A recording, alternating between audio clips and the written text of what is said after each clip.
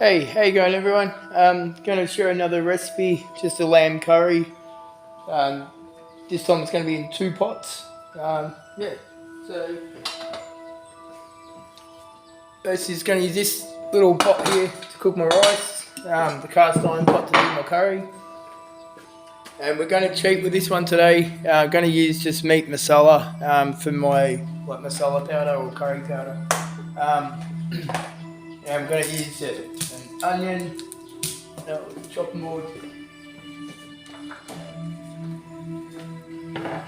So basically, yeah, we've just got onion. I'm going to use half the garlic, 2 tomatoes, meat masala, got about 300 grams of lamb.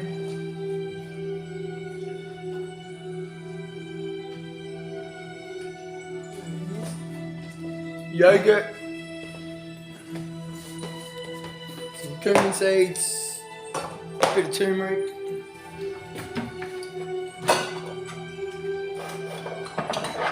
salt, pepper, my favourite garlic chili sauce. This stuff is amazing. I drink it, it's beautiful. Rice, I need the rice. Some rice.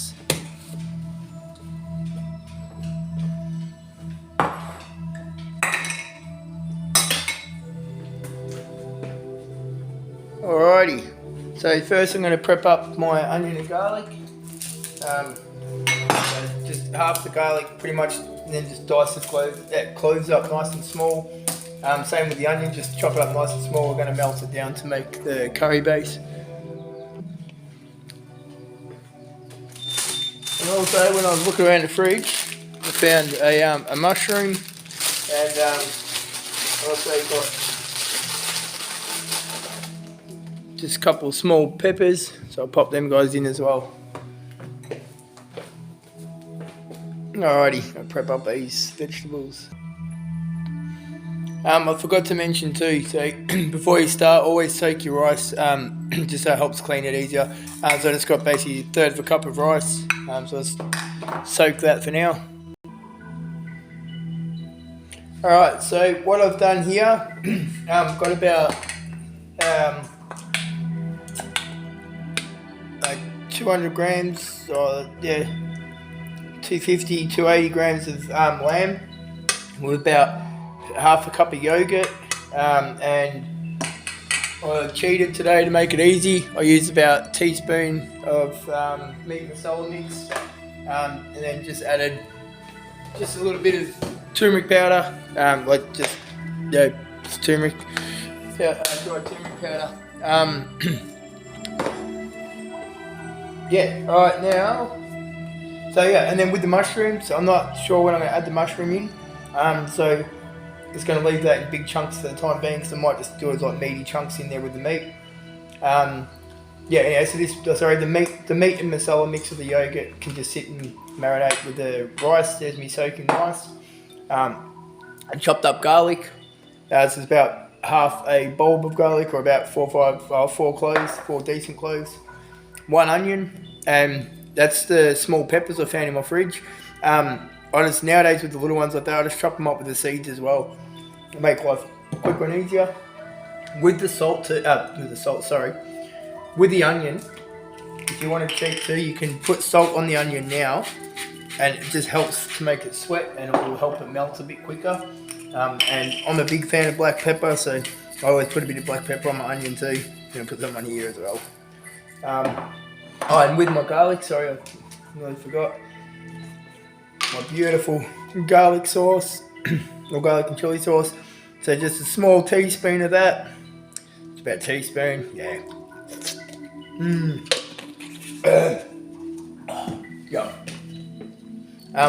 Unfortunately, I had to use light yogurt. I do not recommend light yogurt at all. It goes off really, really quick.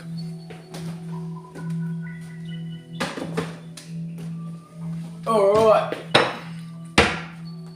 So I'm going to heat up the little blue cast iron pot. Put about a tablespoon of ghee in there. Pop the onions in, let them fry off for a couple of minutes, then my chili and garlic. Then I'll probably add in my little peppers I found in the fridge. Let them come up to temperature, like hot, and then put my meat in, let that stir around for a little bit. Once that comes to the boil, then I'm going to add in the tomato, and then add some water and let it chill out for a little bit.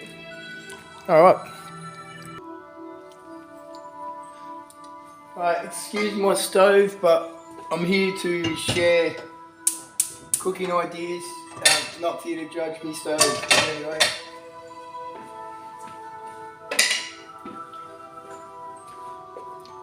Just using some ghee or clarified butter.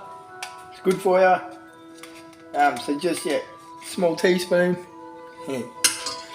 Ghee's good for you, don't believe what you're told. Or do your research and find out what ghee actually is. Alright, so gonna let that come up to heat. My onion ready.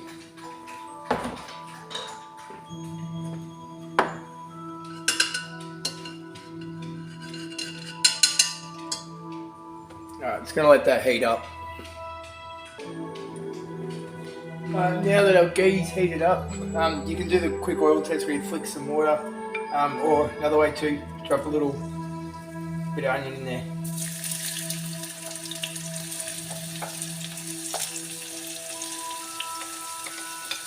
Just going to pop my onion in there. Drop the temperature now too. I only had on high to heat up the cast iron. Cast iron takes a little bit longer to heat up and a lot longer to cool down. So it's going to fry this onion for a couple of minutes. What I decided to do, I put a splash of water in and then turn the temperature back up. I'm trying to make this quick and easy for people. So I'm just going to pop the lid on high heat with a little bit of water in it. It'll steam the onion and break it down a lot quicker. If you've got time, it'd be nice to put it on a low heat and let it simmer for sort of 15 minutes. You don't want to crisp the onion, you just want to sort of brown it slightly, and then the onion will pretty much sort of melt down and turn into like a pulp kind of thing. Yeah. Alright, so it's been bubbling away for 5 minutes or so.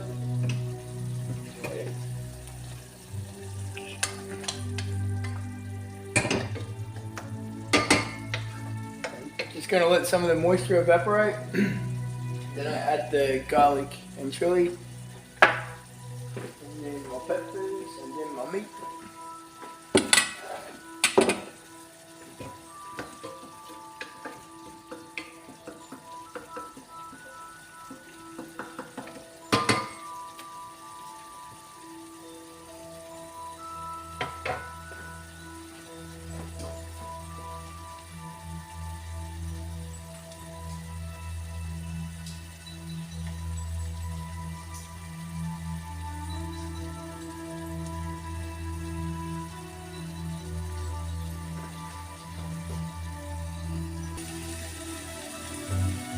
You can see the onions melted down a bit now, and if you taste it,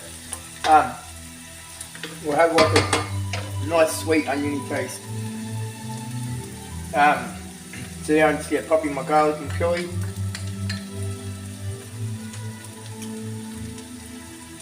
I've got to lick the bowl clean.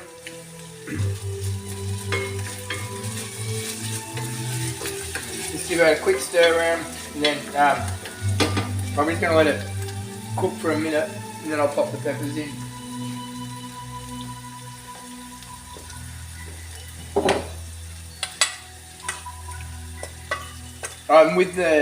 When you mix the yogurt with the masala mix, I like to, but I just stir it around every now and then and do this, give it a bit of a stab, whatever, marinate it.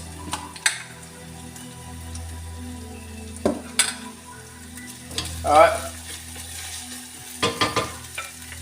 put my little peppers in there.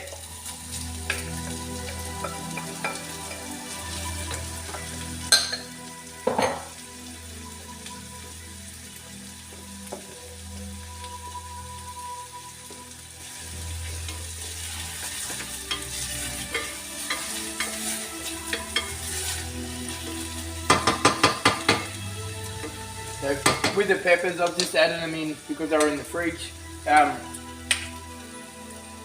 Tastes alright. Yes, so I'm not really too worried how they cook. So I'm going to pop my meat in now with all the yogurt.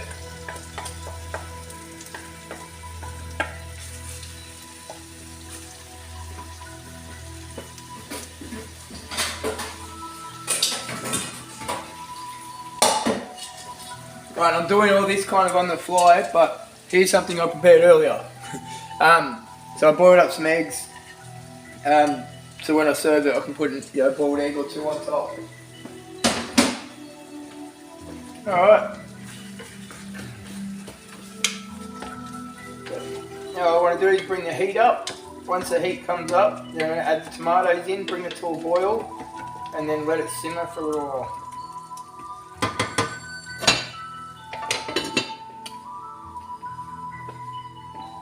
Alright, so I'll just leave that for a minute or two. Alright, so that's been going a few minutes. Just give a little bit of a stir around. Another thing I forgot too was if you like your heat, put a bit of chilli in there as well. I know you dried chilies, and just break it up.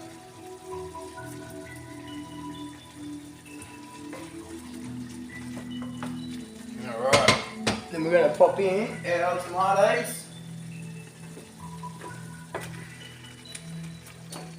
Pop them in there, and again, just going to put the lid back on, let it cook down for 5 minutes or so, and then just pretty much check the moisture level, and then see if I need to add a little bit of water. Tasting alright, could have a bit more kick, but yeah.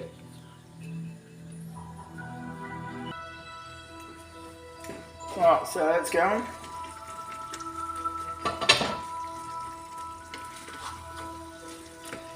Good.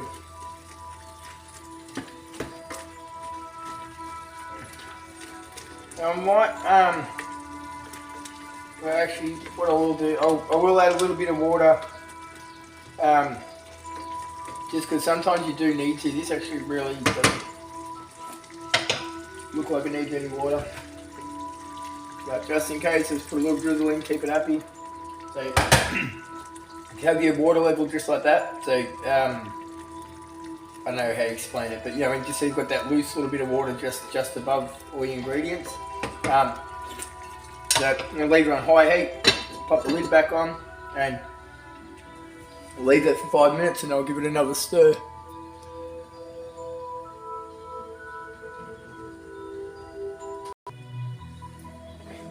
Alright, it's been about 5 minutes. Beautiful, that, nice.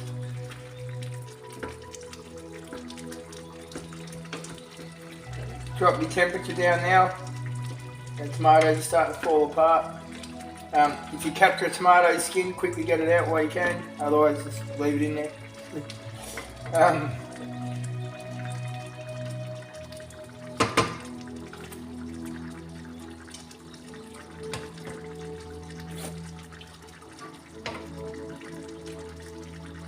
That's pretty good. So I'm just going to leave that on medium heat and let it simmer away and just reduce down for about, might just let it go for 40 minutes and I'll see how it goes then.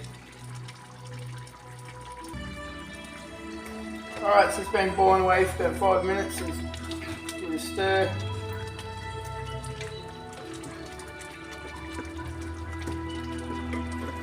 Simmering, it's simmering quite rapidly, so I'm going to drop the temp down a bit more again. This one might go a bit further. There you go, it's just on low heat now.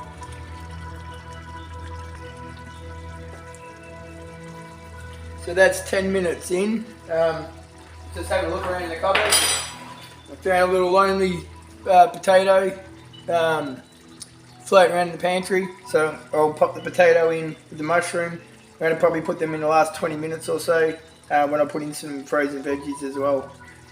And yeah, it should make a good little meal.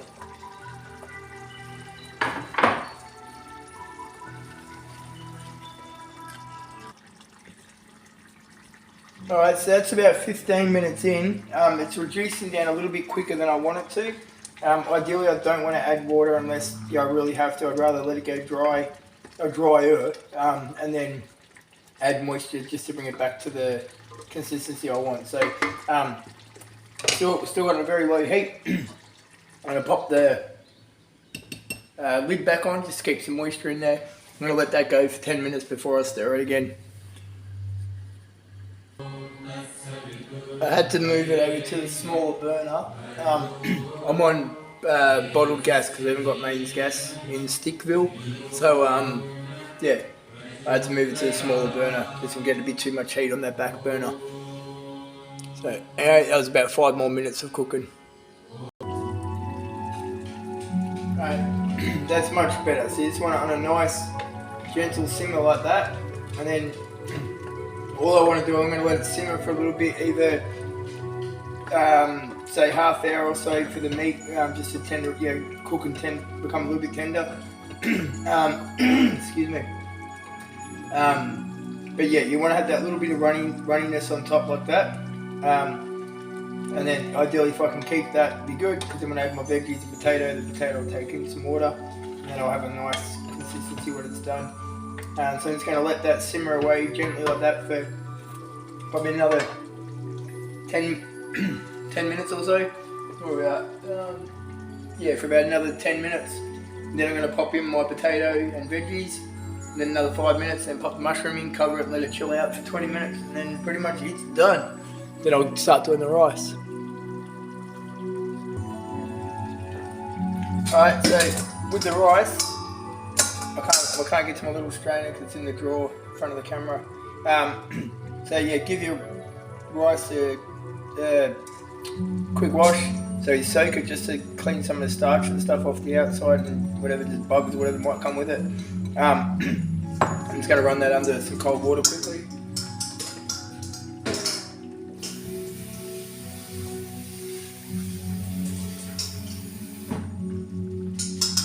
Alright, so let's run that under a little bit of cold water, just till it runs clear, till the water runs sort of clear. Then I'll let that drain out a little bit, we added one third of a cup of rice. So rice, we're going to go absorption method, which is 1 to 2. So 1/3 of cup of rice will just go to 2/3 of a cup of water. Sorry. So I'm going to add, I always add a little bit of cumin into my rice. This one here is actually, I don't know if the camera can see it there. This one here is actually black cumin, or Cala Jera. I think that's right how you say it, but yeah, where are we? And then just normal cumin seed. Just gives the rice a nice little flavour. Alright.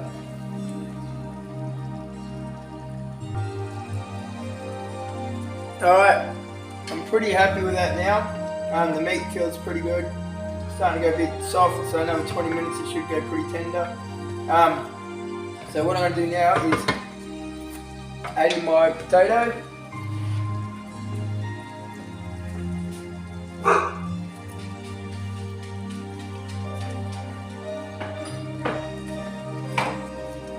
Just going to stir the potato in a little bit, just so I can get my I like to think that it's going to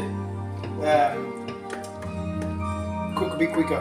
Than the vegetables. So I'll add the veggies in.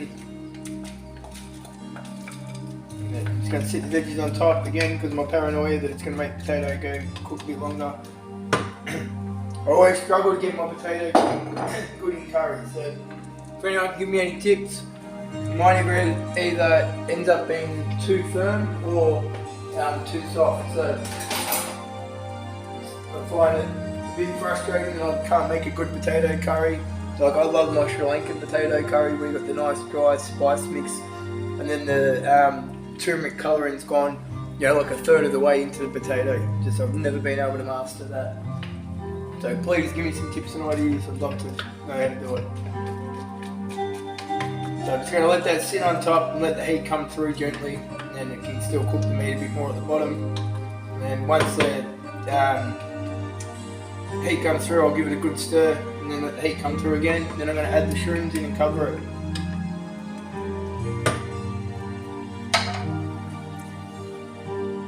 Oh, actually, in the meantime too, I'll get my rice covered.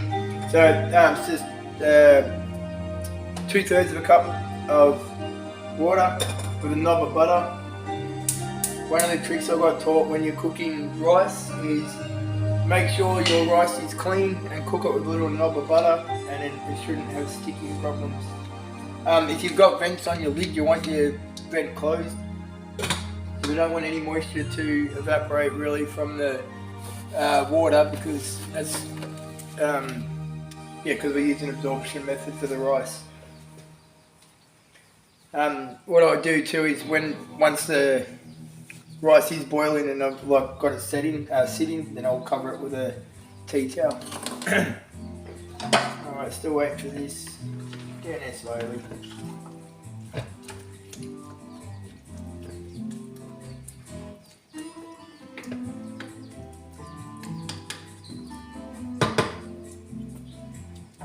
Might just pop the lid back on that.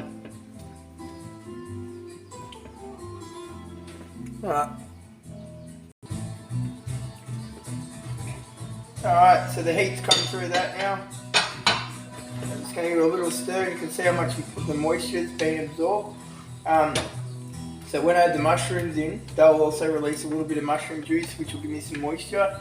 But what I am going to do is I'm going to put just a little, like I was saying before, just to have that little watery layer on top. So I'm just going to add a little drizzle of water in there. Oops. Let that heat back up. Now that water shivers. Once your rice water is come into a boil, ideally just before, add your rice in. And then all you want to do, this is really easy, so make sure obviously the butter's melted, which you should have. Give it a good stir around.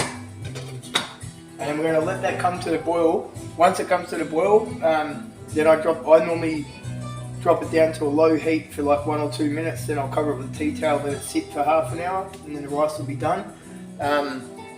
Otherwise, another way is, bring it to the boil, and then you can have it like on a, what are they called, tea light, candle heat kind of thing, and then do that for half an hour.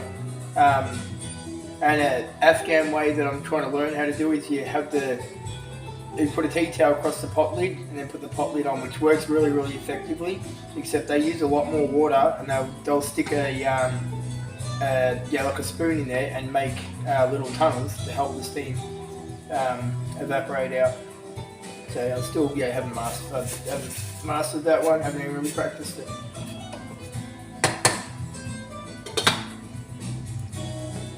Alright, good. Happy with how this curry's looking now.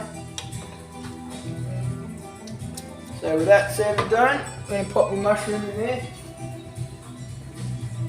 So I ended up just leaving in big chunks, so they kind of will compensate, like some of the meat in it, or not compensate, what's it called? Anyway, complement the meat. So we like other chunks of meat. And if you want to make a vegan dish, keep the lamb out and replace it with mushrooms.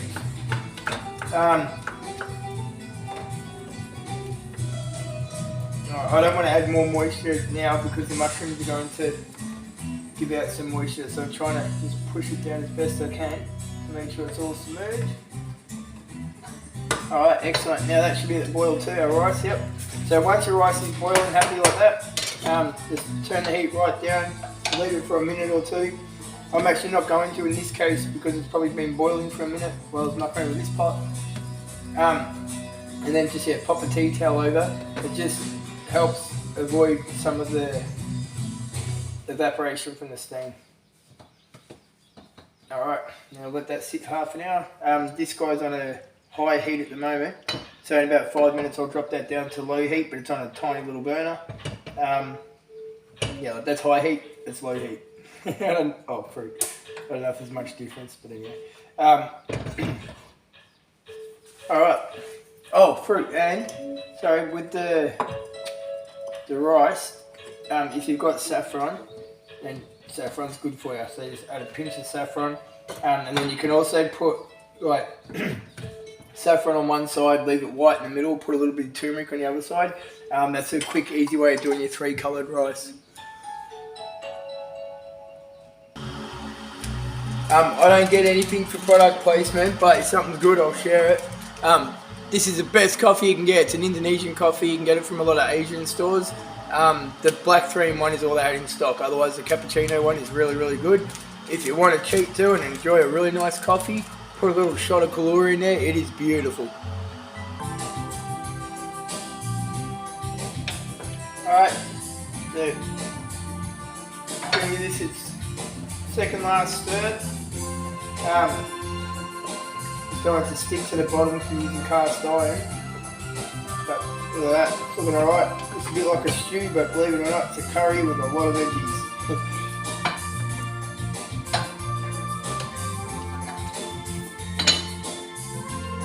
Yum. So drop this temp right down low. And then let that sit for pretty much 15 minutes on low heat, warm.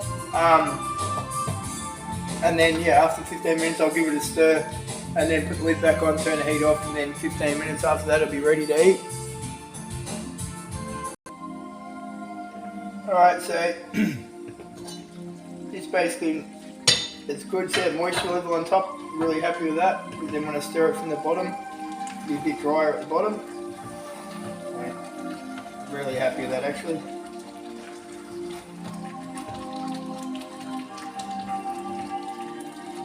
Alright, and basically just push everything under the moisture again. And then, turn that off, and this has got another about 20 minutes or so to go, or 15. And then, this can chill out for 15, 20, and then I'll cook the bread.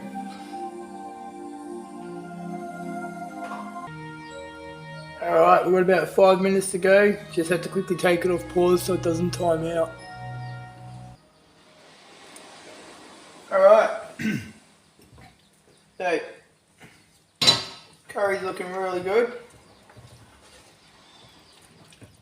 Probably would have liked it a little bit less moisture than that, but that's alright. What I might even actually do is just leave that on a bit of heat just to get rid of a bit more moisture. Now rice, just make sure I can see rice, yep.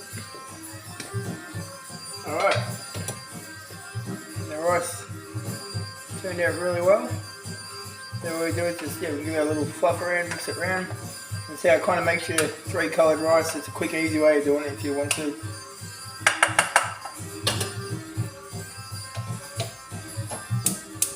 Just going to pop that on a heat for a second or two just to get rid of some of the moisture off the rice. Normally if you're cooking a bit more rice, the 1-to-2 ratio works really well. But when you're doing it really small quantities, I find it can dry out a bit. So, I added a tad more water to it just to make sure. So all I do is just bring it up to heat. That's good. So, I don't know if you can hear that, but it's starting to bubble a little bit at the bottom. So for me that's hot enough. Then leave a little gap just to let some steam out of it from the bottom. Now just pop the lid back on that. Turn it back off, and then that's going to be ready to eat in a minute. Alright, curry's looking good.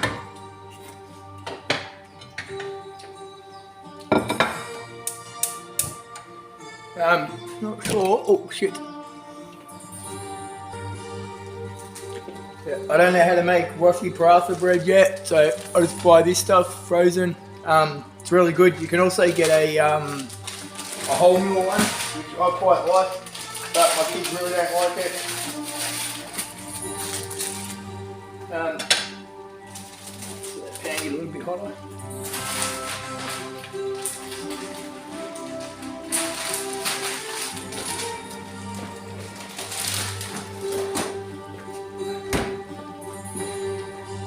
So with this bread, some people struggle with cooking it. Get a nice hot pan first, and then what I do is I'll put the frozen bread on the pan, and then I sort of hold it for 2 or 3 seconds until it sort of molds more to the pan. I've just found that an easier way of cooking it. And then, as I was taught from the Indian guy once,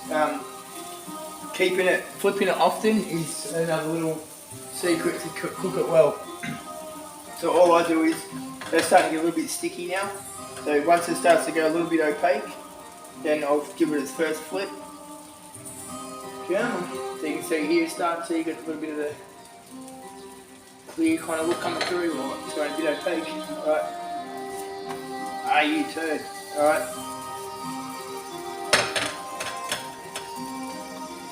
And then when you flip it, just give it a second or two. And once you kind of, so we'll do it on the next flip anyway. So all we're trying to do is sort of heat it evenly to get the heat into the center, and then it will separate and make like a little balloon. There we go. So you'll see we're start getting raised bits. And once you kind of see the action slows down, then it's ready to flip again. And you can see the bubbling. Again, flip again. Give me curry a quick stir. There, look at that. That's looking good.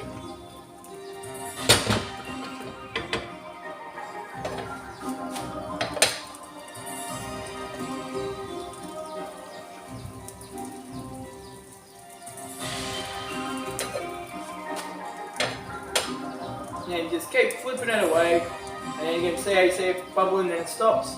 Once it stops, give it a flip again. What I like to kind of think of is just getting rid of any moist dough parts. And then see how it's not really raising anymore, but I don't know if you can see it on the camera, but there's little hot bits of oil